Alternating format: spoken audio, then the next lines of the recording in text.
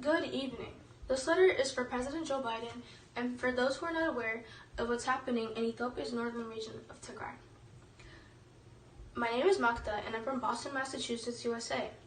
I wanted to come on here and advocate for Tegaros in the Tigray conflict by using my voice for the voiceless.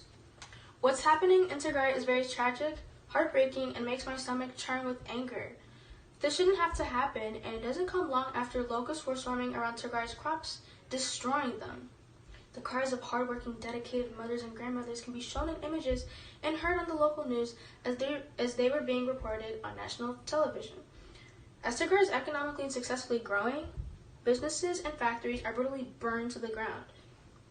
Unfortunately, Tigray faces this current issue every day due to the unjust leadership of unelected Prime Minister of Ethiopia, Abiy Ahmed, and Eritrean President or dictator Isaias Afwerki. This brings us to the reason as to why this war even started. On September 9, 2020, Tigray held parliamentary elections that was considered illegal by the unelected Prime Minister, Abiy. Although in the Constitution of Ethiopia, Article 38.1c, it states, "Every citizen, without distinction on the basis of race, color, nation, nationality, sex, language, religion, political or other opinion, or discrimination based on any other status shall have the rights to vote and be elected at genuine periodic elections which shall be universal and held equal suffrage and shall be held by secret ballot, guaranteeing the free expression of the will of the electors."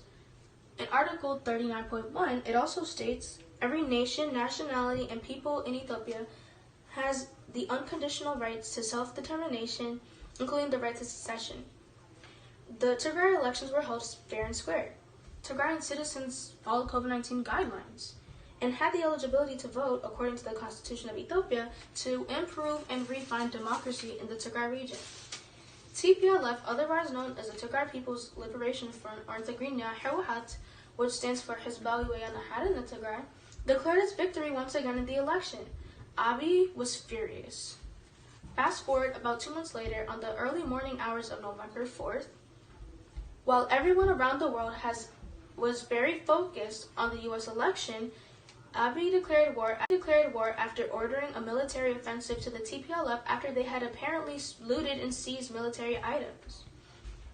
There is whatsoever no evidence from any media outlets to prove that Abiy's statement was in fact true. Since then, the Ethiopian federal government blocked access to the internet, telecommunication services, electricity, humanitarian aid, food, fuel, roads and airports, and medical supplies and more. So far, thousands of Tegaros have been murdered viciously in cold blood. Over 60,000 Tegaru refugees are in Sudan, while in Tigray there are more than 96,000 Eritrean refugees in camps after fleeing Eritrea from the brutal, oppressive regime of Isaias Afwerki. Numbers of them have been abducted, killed, or forcibly sent back to Eritrea. All of this by Eritrean, Ethiopian, Amhara funded militia, and Somali army forces, along with UAE drones. Every day as Tegaros are crossing the border to Sudan, they recount their horrific, tragic stories. Some of them either leave their loved ones and family at home, or they get killed by the brutal forces. As this is an ongoing conflict, Tegaros are being ethnically discriminated, profiled, and murdered regardless of whether you're a baby, child, man, woman, or elder.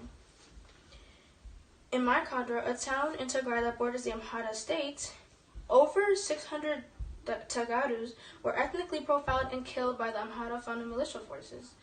Historical religious sites that date back to the 6th century, such as the El-Najashi Mosque near Woro, and churches have been destroyed. It's as if being a Tigrayan is a crime. It's as if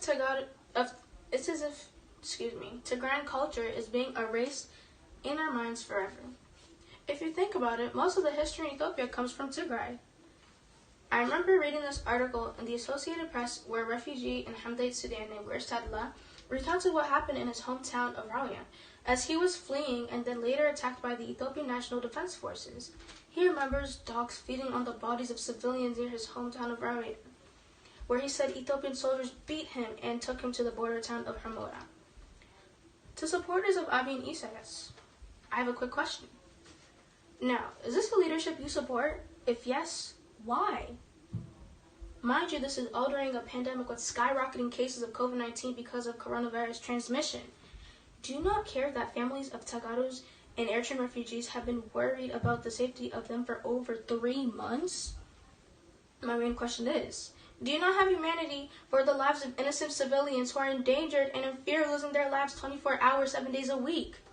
As a human being, I believe that God chose us, the people, to live one full life that we should absolutely be blessed and thankful for, to love and care for each other.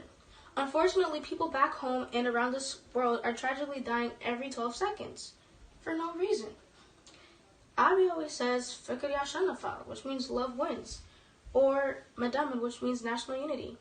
Where is he showing that in this case?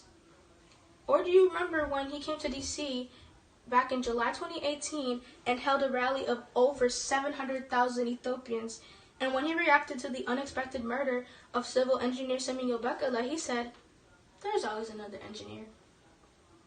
That's very disrespectful. He clearly has no pity. And for Isaias, arresting religious leaders, journalists, war heroes, and even kids from the diaspora. People are trying to make a new life by riding a boat among thousands and thousands of people seeking asylum in the Mediterranean Sea, drowning to reach their destination, and you seem unbothered. How embarrassing, sickening, and disgusting. Honestly. There was another tweet from the unelected Prime Minister which quotes, "The desire by enemies to divide Ethiopia among ethnic and religious lines still exists. This desire will remain unfulfilled." I wonder why that Nobel Peace Prize you got is still in your office. You've clearly made those lines by dividing Ethiopia and crushing its democracy that it's carried for over the last 3 decades.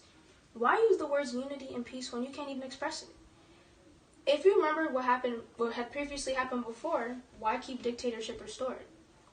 It makes me and millions of people around this world why we have inhumane leaders like these greedy, selfish, and heartless people.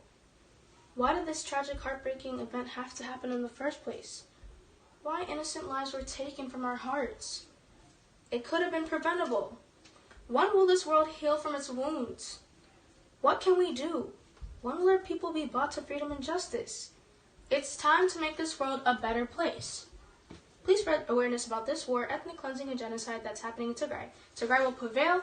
Out in the half fashion Hizbana. Thank you.